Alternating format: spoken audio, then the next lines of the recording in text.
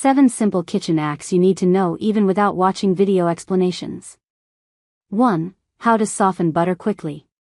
Forgot to take the butter out of the fridge? Cut it into small pieces and spread them on a plate. They'll soften in just a few minutes, perfect for baking or spreading. 2. How to ripen bananas faster. Need ripe bananas?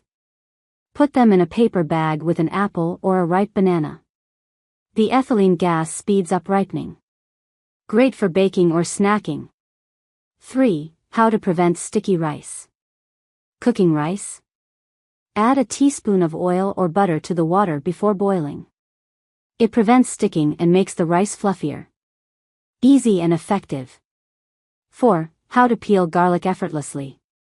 Peeling garlic? Smash the clove with the flat side of a knife, and the skin will slide right off. Quick and mess-free. 5. How to keep herbs fresh longer. To keep herbs fresh, wrap them in a damp paper towel and store them in a resealable bag in the fridge.